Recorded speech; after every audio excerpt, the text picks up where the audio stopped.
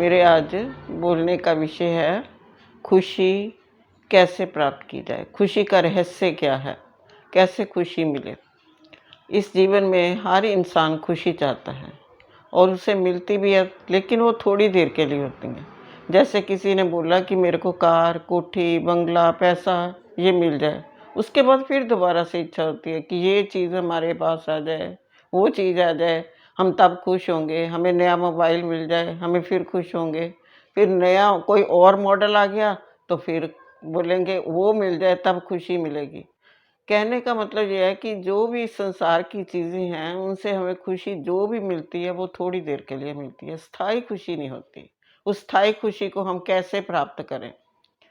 उसका पहला रहस्य तो ये है कि हम ये सोचें कि हमें आत्मज्ञान हुआ या नहीं हुआ, हमें अपने बारे में कितना ज्ञान है, हमें सेल्फ रियलाइज़ेशन करना है।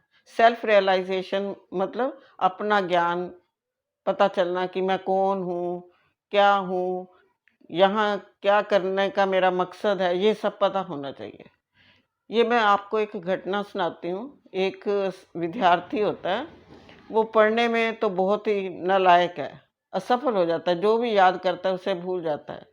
लेकिन वो खेलों में बड़ा होशियार है, जो भी खेल उससे करवाई जाए बड़े अच्छे तरीके से करता है, इनाम भी लेके आता है।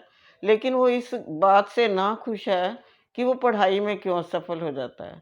तो एक बार एक उसका ही अध्यापक मनोविज्ञान का होता है, वो क्लास में बताता है कि हम खुश कैसे रह सकते हैं, हमें खुशी कैसे मिलेगी। तो वो उसे उसकी आंतरिक खुशियों के बारे में बताता है। जब हमें अंदर से खुशी होती है, तब हम खुश हो सकते हैं। वो इसके लिए उसने बताया कि हमारे दिमाग में जो भी शक्तियाँ हैं, उसको एकत्रित करना पड़ता है। फिर उसने एक उदाहरण दिया कि जैसे एक साधारण कागज़ को आप धूप की किरणों में रख दें, तो उस पर बहुत कम प्रभाव पड़ता है। अर्थात कि थोड़ा बहुत गर्म हो जाता है, ज़्यादा नहीं होता। लेकिन जब उसी कागज़ पर हम एक जलते हुए ग्लास से सूर्य की किरणें डालते हैं, तो उसमें छेद हो जाता है। क्यों हो जाता है? क्योंकि उसमें सूर्य की किरणों को फ़ोकस कर दिया जाता है, एक जगह एकत्रित कर दिया जाता है, तो उसमें छेद हो जाता है। इसी तरह हमारे दिमाग भी है, इसके अंदर बहुत सी शक्तियाँ हैं। जब उनको उनको हम नियंत्रित करते हैं, एक जगह इकट्ठा करते हैं, तो वो हमारे अंतर्मन पर प्रभाव डालती हैं। जब ये बात उस अध्यापक ने विद्यार्थी को समझाई, तो बच्चा उस बात को समझ गया कि मेरे में क्या कमी है। वह जोश से भर जाता है कि मुझे पता चल गया कि मेरे अंदर क्या कमी है, कि मैंने अपनी जो शक्तियाँ हैं उसको एकत्रित नहीं किया। फिर वो जिस काम को करता था उसी में सफल होता था, क्योंकि उसने अपनी आंतरिक जो शक्तियाँ थी उसको एकत्रित करना शुरू कर दिया था। और अब उसमें जोश से ऐसे लगता है कि जैसे मेरा जन्म ही नया हो। इतना खुश वो हो जाता है कि अपने आप से कहता है मैं अब मिला हूँ। जब मेरे अध्यापक ने मुझे ये बताया कि मैं अपनी आंतरिक शक्तियों को जब इकट्ठा करूँगा, उस पर फ़ोकस करूँगा, तभी मुझे खुशी मिल सकती है। तभी मेरे को जो भी कमी है उस पे मैं जो भी काम करूँगा, फिर मैं उस पे फ़ोकस कर सकूँगा, क्योंकि मुझे अपनी आंतरिक शक्तियों को एकत्रित करने का तरीका पता चल गया। दूसरा ये है कि हम जितना अपने आप को समझते हैं ना, उससे हम कहीं ज़्यादा महान हैं। ये हमें अपने आप खुद नहीं पता चलता कि हम कितने महान हैं। तो किसी साइंटिस्ट ने भी अभी-अभी रिसर्च के दौरान यही बात बताई है कि हमारी जो आंतरिक शक्तियाँ हैं, हमारे अंदर जितनी भी पावर है, उसका हम 20% ही 20% ही प्रयोग करते हैं। अर्थात कि जितने में हमारी शक्ति है, उसका केवल हम 5वां हिस्सा प्रयोग कर रहे हैं, आम आदमी। अगर सोचो कि अगर हम इसको 50% तक भी ले जाएँ, उसका 50% आधा भी करना शुरू कर दें प्रयोग, तो हम जो अब हैं उससे कहीं ज़्यादा देखो बन जाएँगे महान। एक जैसे किसी घड़े में पानी भरा होता है ना, तो कहते हैं उससे निकलने वाली एक बूंद जितना हम अपनी शक्तियों का प्रयोग कर रहे हैं। अगर सोचो कि हम इसको पूरी अपनी शक्तियों को प्रयोग करना शुरू कर दें, तो हम क्या नहीं कर सकते। जब हम हर काम में सफल होंगे, हमारा हर काम अपने आप बनता जाएगा, तो हमें खुशी क्यों नहीं मिलेगी? ये भी एक कारण है खुशी प्राप्त करने का। तीसरा कारण है भय से मुक्ति। हर इंसान किसी न किसी कारण से डरा ही रहता है।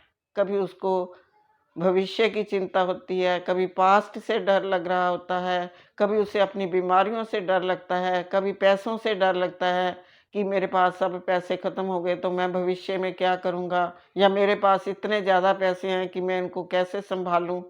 हैं? ऐसे हर इंसान किसी न किसी डर से ग्रस्त है। हमें सबसे पहले इस डर को अपने मन से दूर करना है। वो कैसे किया जाए?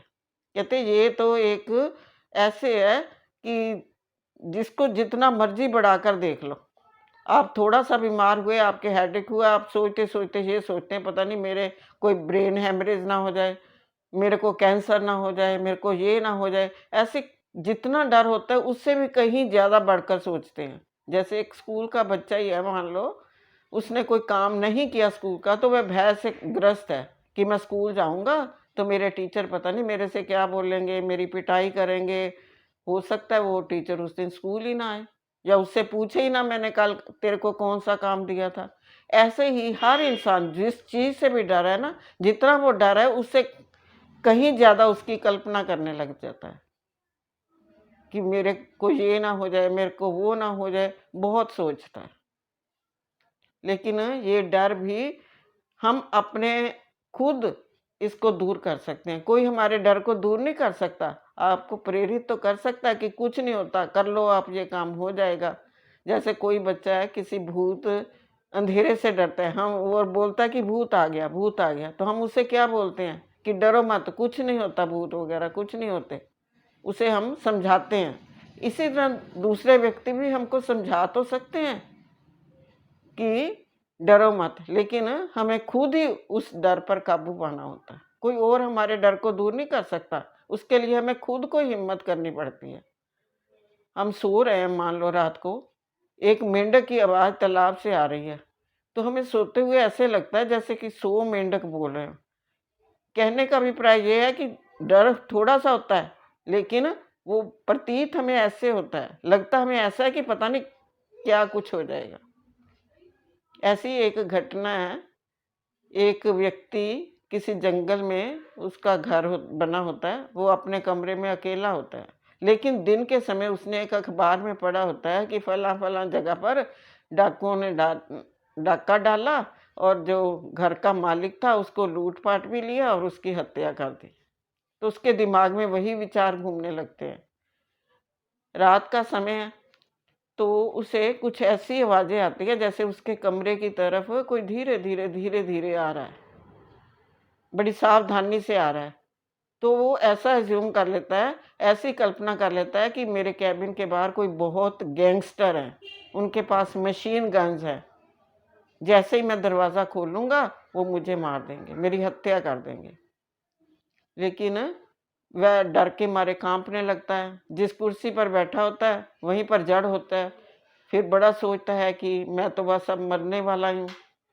मेरे मरने में कोई मुझे बचा नहीं सकता, मैं तो मर ही जाऊँगा।